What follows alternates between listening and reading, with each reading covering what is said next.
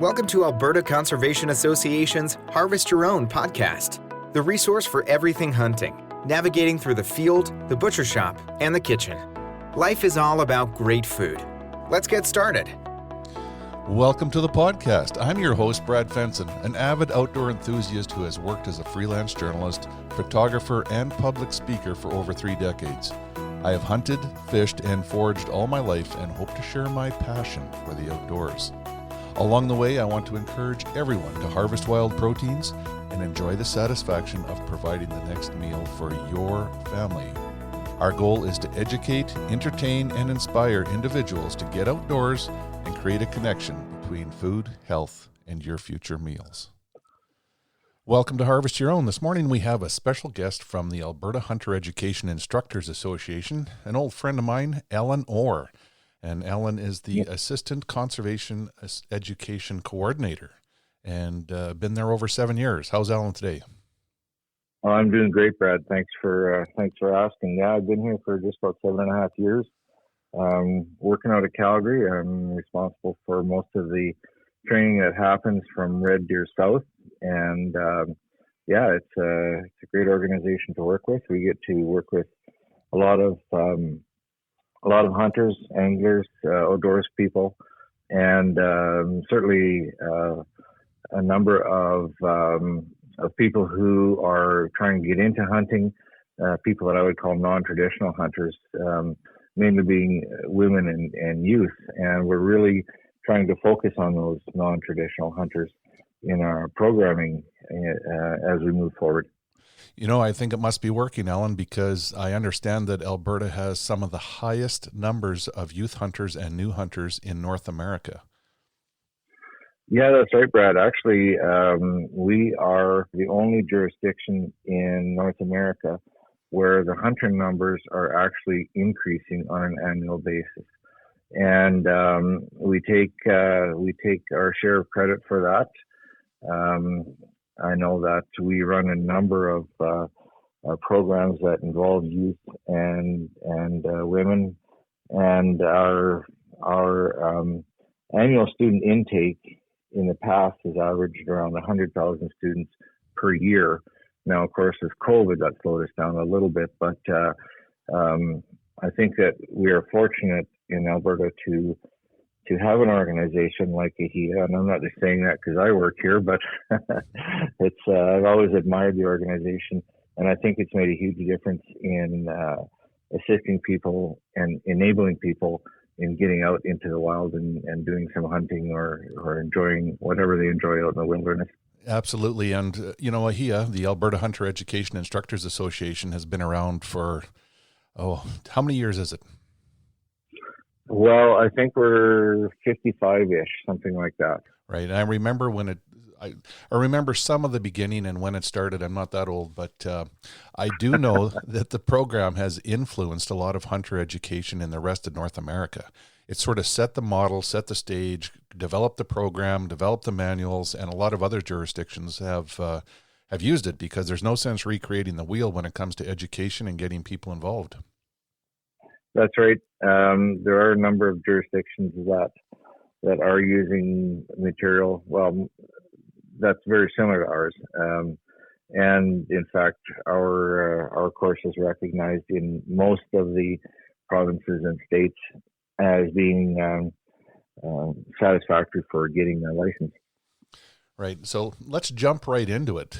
This particular episode is sort of dedicated to youth and what's out there for them to get started, how to initiate them into the hunting fraternity and introduce them properly. So let's start with the definition of a youth. What defines a youth hunter in Alberta? A youth hunter is a person who is between the ages of 12 and 17 for big game, 10 years of age and up for migratory or for birds, game birds. And there's a number of different licenses that they can get, and we can discuss those as we go along. But 12 to 17 for most of most of the game, and from 10 years old and up for game birds. And I know there will probably be a bunch of youth listening and some parents that might be interested in getting kids involved, or an aunt, uncle, grandma, grandpa, or something like that. You know, it's interesting that we have age limits for hunting in Alberta. Other jurisdictions leave it open, and it is a good question. It's, when is somebody ready to hunt and harvest an animal and deal with the emotions of it? And that's really hard to answer because everyone is so different. But I'm sure you get that a lot. And, 10-year-olds being able to harvest birds, when would they be enrolling to take a hunter education course? Well, they can take a hunter education course pretty much any time because it's online. It's available through our website, ahia.com, AHEIA.com. And we have a number of programs, a number of courses like the Hunter Ed course. And we have a number of free information there as well that they can go through, and that'll help them get going. But that's one place they can go. Myself personally, if I had a young person who was looking at getting into hunting, I would prefer that they go to a course where there's a teacher so that they could ask questions, and they tend to get more information out of it. And to that end, we have a number of hunter education camps at our Alfred Lake facility near Caroline, which is west of Red Deer. It's nestled right in the foothills of the Rocky Mountains. It's a beautiful place. And during July, we hold 4 youth camps where we teach them hunter ed and the firearm safety course. And they get to do a bit of shooting, a bit of archery, some 3D and target archery.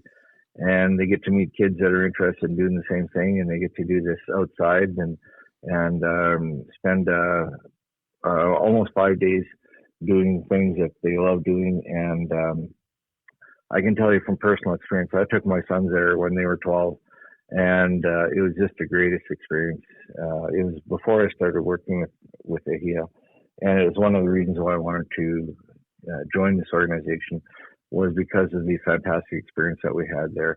I really strongly recommend that if you have a young person who's interested in getting hunting and getting their firearm safety course, that your listeners look for our hunter ed camps. And I'm not just saying that because I work for this organization. I'm saying it because it's just one of the best ways to learn.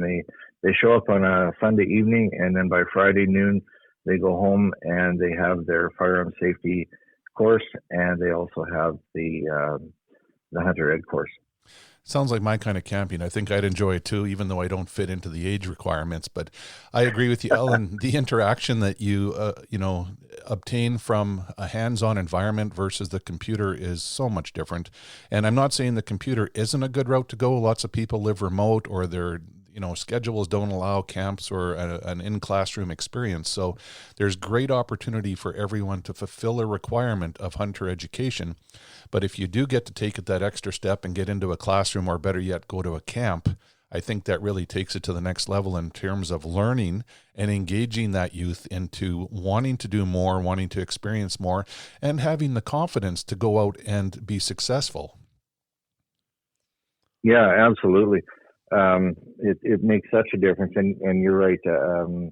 Sometimes it's just not feasible, not possible to do a face-to-face type course. And let's face it, that's why the online courses are there, for those that aren't able to attend camps or attend courses. There's also another avenue for them to get their training, and that is through schools.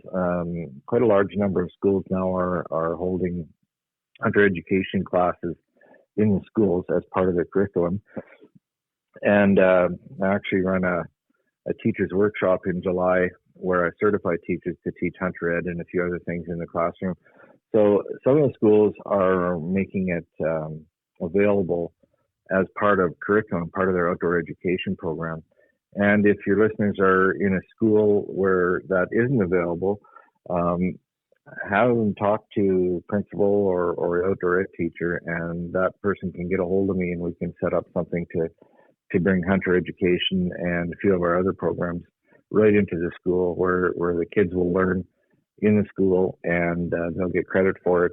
And it just helps expose them to something different that they may not have gotten elsewhere. Yeah, they're great classes. Our niece just took the Hunter Ed in outdoor education this past year, and she's from a family that doesn't hunt, and she loved it. Like, she's really engaged. She did projects. She was phoning, and she's asked me if she can go out this fall. So I know that it does influence kids, and it's a great way of learning. It's right within your educational institutions. The courses are designed to teach in the school classroom, and many of them have field trips and workshops that make it pretty interesting. I know I did some virtual question and answers with some outdoor ed classes that were taking Hunter Ed last year. The teachers and instructors were looking to take the program a little bit further and get the kids more involved, and they were all very keen and lots of excellent questions and excellent knowledge base. They kids are like sponges. They pick things up pretty quick. So, if we can put them in an environment where they can get more from the experience, they certainly will take advantage of it. Oh, absolutely. We also offer the teachers the opportunity to go to Alfred Lake to take the kids up there and give them the experiences that the youth that come up to our youth camps in July get. So they can come up, and we have accommodations there, rustic cabins. And when I say rustic, I don't mean a beautiful log cabin with a fireplace. I mean just your basic cabin with beds in it.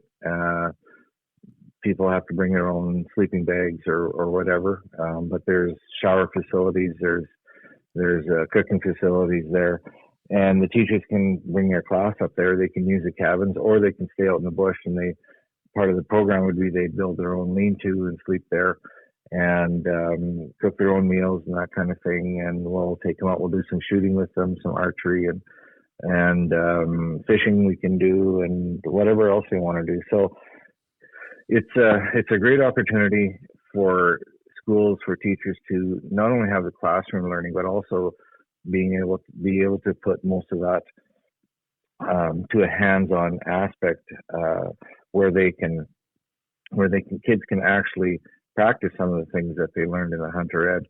Now we don't take them hunting from those camps, but they get the outdoor experience, and maybe that will get them geared up and ready for hunting, or get the interest up so that they can talk to somebody about going hunting as they develop throughout their life. Absolutely. We've worked with AHIA quite a bit with Harvest Your Own, and Harvest Your Own has a tremendous amount of information about how to get started, how to pick a firearm, all the questions that people might have when they're getting started. So, if there's somebody out there looking for more information, Harvest Your Own is a great place to look, as well as the AHIA website. This podcast is produced for Harvest Your Own, a program dedicated to those who want to reconnect with food and health through their experiences outdoors. HarvestYourOwn.ca is a resource for individuals to learn more about hunting and the outdoors. There's information to get you started and ensure that your compass stays pointed in the right direction to be successful.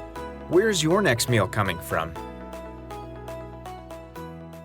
Yeah, absolutely. During COVID, we were pretty busy putting together workbooks on a number of different topics that people can go and take a look at. They can download them for free, and there's things from everything from map and compass work to how to determine which chokes you want to have on your shotgun, how to tie knots, survival essentials. There's a number of different things that we have there, so that we want people to, and it's all free. It's all downloadable free. So the important thing, I guess, for us and our mandate is to get the information out there. We're a nonprofit. We're a charity. We don't we're not in it for the bucks, obviously. We do fundraisers, but the idea is that we are trying to make things accessible to everybody. And so if, for example, if somebody wants to come into our classroom and take a Hunter Ed course or a firearm safety course, if they come into our classrooms in Calgary or Edmonton, we don't charge a specific price. We ask for donations, or we offer the opportunity for a donation, and people can pay what they're able to pay. So that removes that one barrier. And like I say, that's what we do. So if somebody's having a difficult time and can't afford the however many dollars that somebody might be charging away from our offices, just make arrangements. Now, we do have quite a bit of a backlog because our offices have been closed for training for the past couple of years, but you can get put on the waiting list, and we'll phone you and get you in as quickly as we can. And that's for everyone from 10 years and up for the hunter ed, and 12 years and up for the firearm safety. Yeah, and I think those are excellent programs. We know that by the number of graduates in Alberta. How many people have graduated from hunter ed?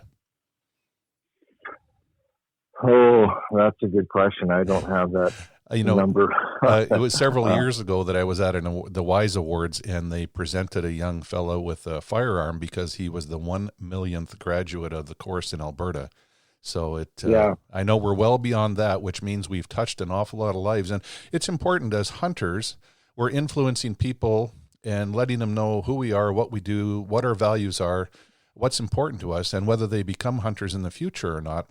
They have a better understanding of hunting, and they're often more acceptable or accepting of people that do want to hunt. So, this is a great introduction. It's a good way to get people interested and involved in hunting, but it's also a great way to change the way society views hunting overall. Right, and you made a really good point there about it can help them talk with people who are not hunters. I strongly encourage people, whether they are for or against hunting or for or against firearms, to take these courses and learn about them, especially the firearms course. We get so many people that are just deathly afraid of firearms. And I mean, firearms can be dangerous in the wrong hands and used irresponsibly. But I really encourage when especially when we have young people coming into the courses, I really try and encourage the parents to take the course as well. And just so that they understand what we're going through and what we're talking about. And not that I'm trying to encourage them to buy firearms if they don't want to. I just want them to be familiar and understand, what we're trying to do. So I think that hunting and firearm sports like trap and clay and target shooting, that kind of thing, they're family events that can happen until a person's well into their golden years, which we're getting close to, my friend. Yeah, I wasn't going to say anything about that comment.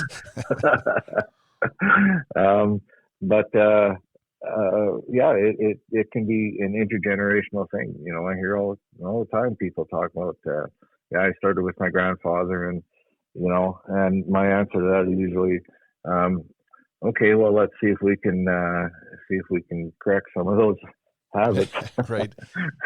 Because, we all have family members that have done things for forever and ever, and that's the way it is. So, but the more people that we get through our courses, and you mentioned 1 million people. We put through the 2 millionth grad, and that's overall, like, of all our programs, and hunter ed and firearms and everything. And we're up past 2 million people with all the courses. And I'm sorry, I don't have the breakdown for hunter ed exactly what it is. But it's a major part of that number. Yeah, and it's a good reason why Alberta is leading in North America in terms of getting youth hunters and women hunters and new hunters out into the field. And, even our government recognizes it, and they've done a lot to encourage hunting. It was 2019 when Alberta lowered the age for a requirement for first-time bird hunters to 10 from 12. And I remember it wasn't too many years ago, they lowered the age for big game hunters from 14 to 12. And those are all things that have encouraged kids to get involved at a younger age. And we all know that when you give them an activity, whether it's baseball, golf, soccer, or a shotgun to shoot clays or birds, they can quickly develop a love for it and just carry it into their adulthood. So there's Absolutely. never a better time to try to influence. Now we get youth involved. We get them to a course, which gives them a really broad introduction of hunting and conservation. Like, it's not just, shoot a bird, clean it, eat it. It's way more than that. What are the next steps in terms of getting someone involved to get out on an actual hunt? Well, the next step is to get them geared up and get them out there as quick as possible. And unfortunately, that's not anywhere near as easy as what it sounds. We have, and we're not the only organization that does this, but we have mentored hunt programs where we will actually take youth.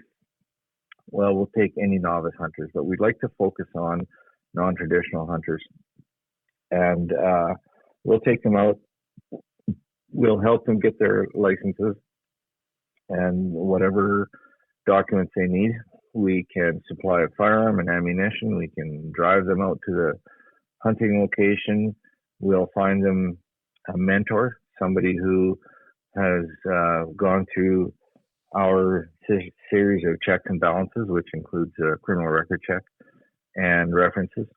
And we will pair them and have them spend a day or two or whatever the agreement is out in the field with a mentor. We have all kinds of different programs throughout the province for mentorship. Most of them are a one-on-one, and I've taken people out myself and gotten them their first deer, and it's a very moving experience for some people. So we do have individual mentors.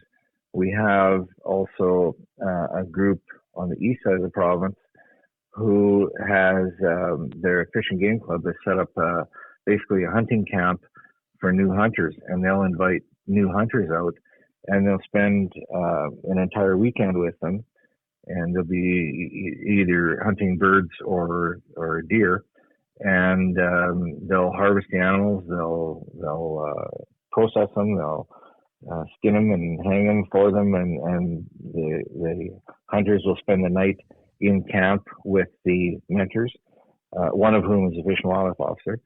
So they're getting some of the legal advice as well, and it becomes a weekend experience for them. And that, I think, is fantastic. And if there's any organizations that are listening that would want to do that, please get a hold of me and let's get that going, because I think that is just an amazing way to introduce kids to hunting. We also have another group in the Southwest that the Fish and Game Club runs, mentored hunt for youth, where they will designate 2 days, a Saturday and a Sunday, to go and hunt mule deer. And they, rather than a camp situation, they just meet in the mornings, all the mentors and all the hunters, and they're paired up and away they go. Now, all of these organizations, and the individuals too, will take the kids out or the hunters out beforehand and do some shooting. I take them to a couple of different ranges in Calgary here and make sure that they know how to handle a firearm, make sure they can aim properly, that they're comfortable with shooting a high-powered rifle or a shotgun or whatever. And so there is some of that beforehand. And when we feel that they're ready, we will actually take them out and see if we can find them a bird or a deer or whatever, and help them understand that even if they don't harvest anything that day, it's still a good and successful day, getting away from the city, getting away from whatever's bothering you, and getting out in the wilderness and wandering around and listening to the squirrels and the birds and watching porcupines and, doing what we do when we're out there. It's more than just killing an animal. It's so much more than that. And one of the things, as I just mentioned, I can't emphasize enough that success isn't just bringing an animal home. Success is being out there. And if I bring a kid home from a hunt, we didn't bring anything home with us, but he tells me it was one of the best days ever, then I know it was a success. And that kid's going to carry on and he's going to be a good hunter and will likely be mentoring somebody else as he gets older. Yeah, I mean, the total experience is it's hard to explain to anyone that hasn't done it, but it's what makes things addicting and makes you want to be back out there. Anyone looking for information on how to get youth involved can go to AHIA or the Harvest Your Own sites, where there's articles and information on how to get started and what programs there are, with appropriate websites and contact information. This podcast was made possible by Alberta Conservation Association and the Harvest Your Own community.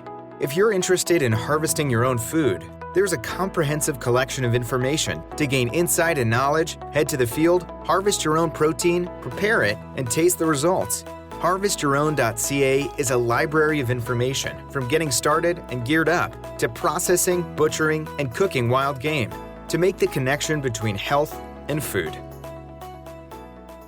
You know, we talked a fair bit about mentors, and I would like to challenge all the hunters in the province to become a mentor. I've got friends that make a point of taking out new hunters every year for waterfowl, and they have introduced more people to duck and goose hunting than anyone I know, and they've really made a big difference in inspiring people to get out and enjoy it and not look at it as a task that is so huge that they couldn't be successful.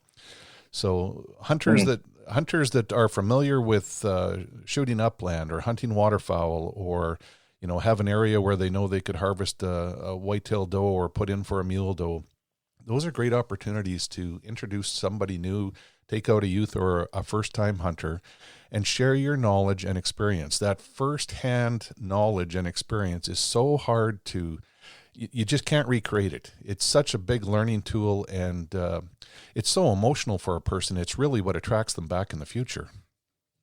Mm-hmm. Yeah, absolutely. I really encourage those folks that are taking new hunters out to let us know that they're doing this. We are not a lobby group, but we do report to government, and the more numbers we can put at government saying that there's this many people being mentored, this is how important hunting is to us, then we're going to help ensure that government sees how important it is to the province.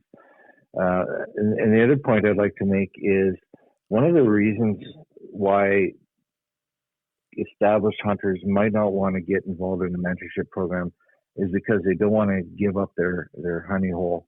And that's not the point of this. The point of this is not to take them out and harvest the biggest buck that they can find. Our mentorship programs are geared towards does. I take people down to a place south of Fort McLeod that the place is overrun with whitetail, and the landowner wants us to take some does out there. So we go do that. Certainly not looking for a great big doe. We're looking for the experience, and so yeah, if your listeners have a place that they can get access to, it doesn't have to be their favorite spot. It just has to be a spot where people can go out and see a deer or two, and maybe take a shot at one, and practice everything that goes along with the hunting. The crawling on your belly, the whole aspect of it. That's the important part. And so it doesn't have to be the best hunting spot in the world. But if we don't get people involved, we're going to lose hunting. Look what happened with the announcement on the handguns and everything that our Prime Minister was talking about. We're under attack. There are people looking to shut us down, and we need to make sure that government understands that it's an important activity in Alberta, and that we're getting as many people as involved. So as I say, if you're taking somebody out, if you're mentoring somebody, they're a novice, first-time hunter, please just let us know that you've done that, and then we will move that information, not personal information, just the numbers. We'll move those numbers forward to government. Absolutely. And, again, the Alberta government does a lot to promote hunting and youth involvement and all the rest of it. The fourth Sunday of September is Waterfowl Heritage Days and Provincial Hunting Day. And it has a youth hunting initiative component that is very important. seasoned hunter that has a license has an opportunity to take a youth out and basically harvest some birds under their permit.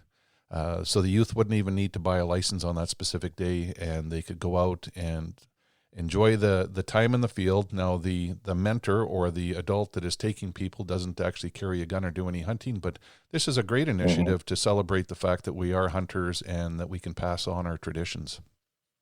Absolutely. And we celebrate Provincial Hunting Day as well. We don't have an actual hunt planned for that day, but we open up our ranges at Duinton, which is just south of Calgary. It's one of the finest shotgun shooting places in Canada, really. And we also open up our camp at Alfred Lake up near Caroline for the general public to come, and they can try the different things. They can try some shooting. They can try some archery. We have we have a fishing simulator, even though it's not fishing day. We can put that up. We just want to get people involved and get them interested in the outdoors. And Provincial Hunting Day is just one more way that we do that. And it's something that we are quite proud of, and we love doing it. We love having people coming out to our facilities. There's no cost for Provincial Hunting Day. Just come out and enjoy the day. And if you're lucky, we'll feed you a hot dog and a bottle of pop or something, and just introduce you to who we are. And we love to have people coming out all the time. We've covered a lot of ground today. There are so many opportunities for people to get their youth or first-time hunters involved, from the First Hunter Ed course to a camp to Provincial Hunting Day. Mentorship programs. I mean, there's a lot of opportunity for people that don't have family, don't have background, don't know where to turn, don't know where to start. And the steps are easy. They're laid out for us.